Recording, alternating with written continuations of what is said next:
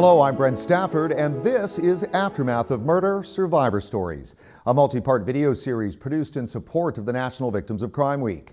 Aftermath of Murder goes behind the headlines as survivors share their stories about the loss, grief, trauma, and the hope for healing in the aftermath of murder. Joining us today is Wilma Derksen. Her daughter, 13-year-old Candace, was abducted and murdered in 1984. Candace's disappearance galvanized Winnipeg, and her murder turned Wilma into one of Canada's most vocal homicide survivors.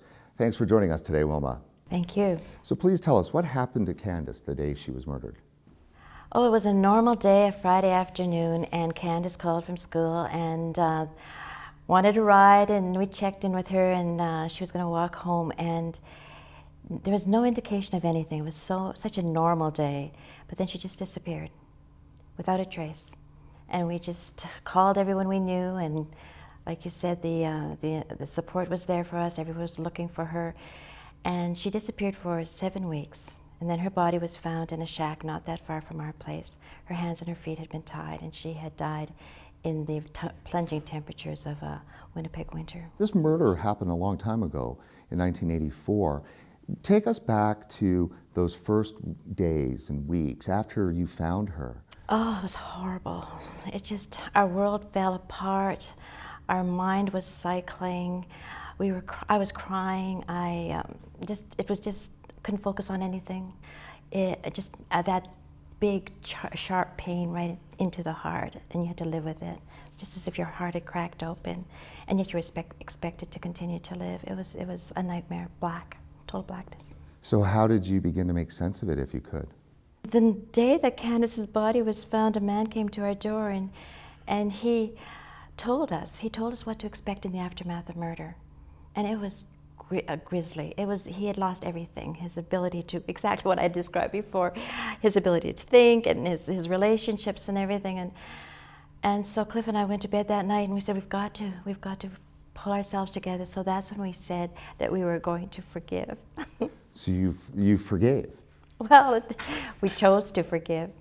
And that was just a turning point, though. That it didn't spare us from any of the blackness, but it was a direction that we had chosen. But nobody had yet been found or charged. You were forgiving an unknown. Exactly. We saw it as a personal agenda, that we were going to not get absorbed in this vortex of the trauma of aftermath of murder. Your case made big news in Winnipeg, and so many in the community came out to help search for Candace while she was still missing. How did the community react to your public forgiveness? They didn't understand it at all. It was very controversial, and now in hindsight, I can understand why it was. I think for some people and their definition of forgiveness, it meant we didn't care, we were absolving somebody from murder or all those kind of things.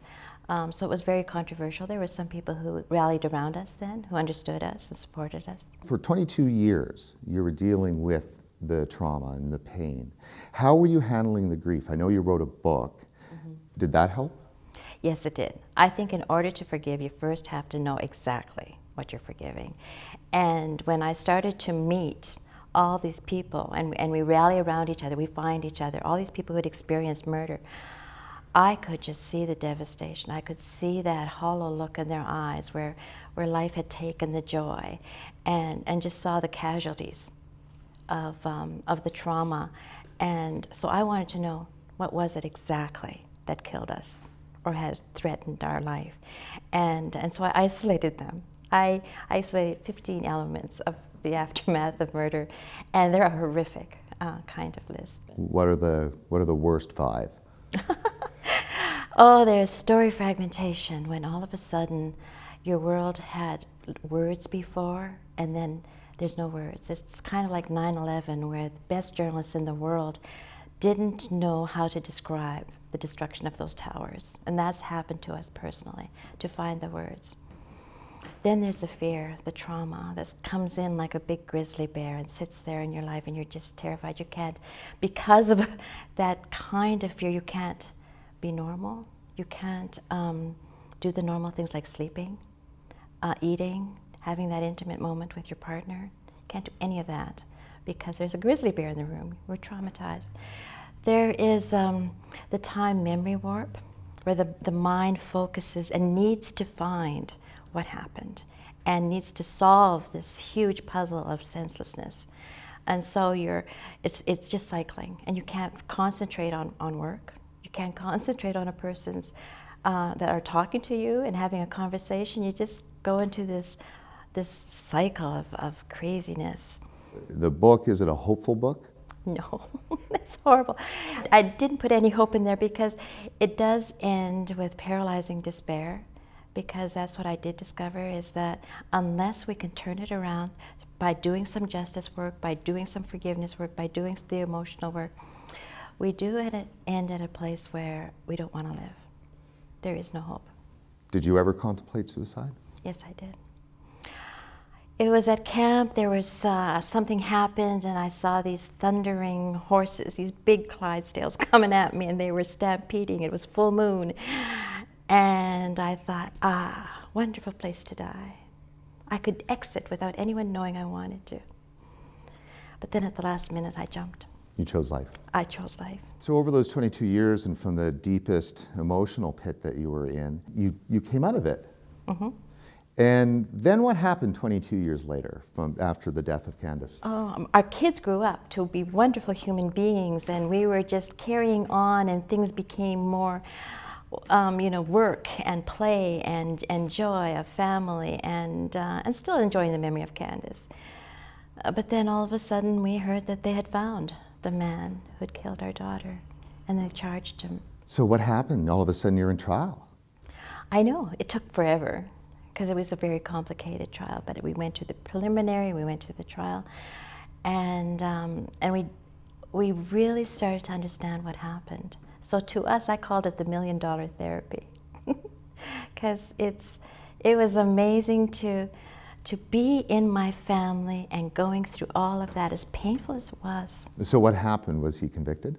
Yes. So how did that make you feel? Euphoric. I thought finally it was over. The debate was over. Everybody knew everything, and we could now sail off and enjoy our grandson, and it was just, and my kids were such beautiful human beings that it was just beautiful. If you can have a happy ending, it sounds like there was a little one there. There was. So what happened just last fall?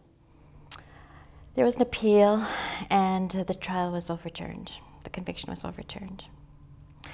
So now we understand that it's going to go to the Supreme Court and probably take another 10 years. Unbelievable.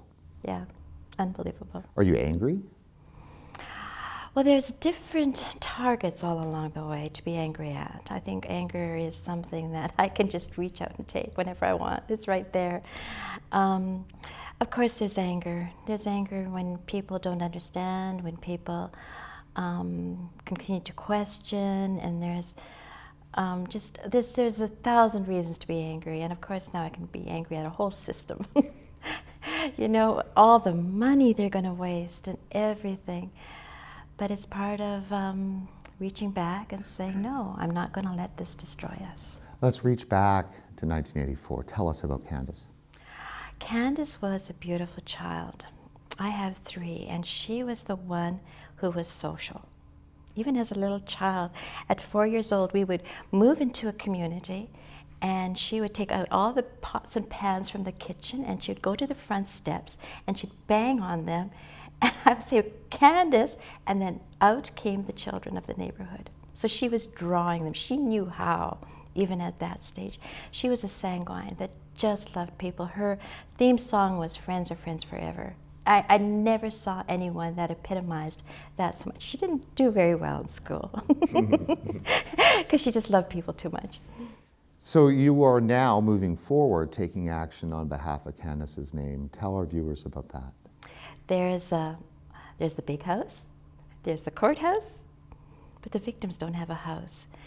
So I just said we needed a house. And the victims around, the people around, galvanized around that idea. And what's it for? It's for victims to come, to find a safe place, to be there during the court time, 20 minutes from the courthouse, just to be a sanctuary, an oasis of referrals and resources, a lot of that, but also just to come out and hang out. How can the community help? Oh, we actually need quite a bit of money for that. So that would be wonderful, and ideas and volunteer work. We're looking for everything. If you or someone you know has experienced a loss through homicide, go to the Manitoba Organization for Victim Assistance website at mova.ca to find available resources and information on homicide support. If you are interested in volunteering or to make a donation, please visit the website or call the numbers below. This has been Aftermath of Murder Survivor Stories.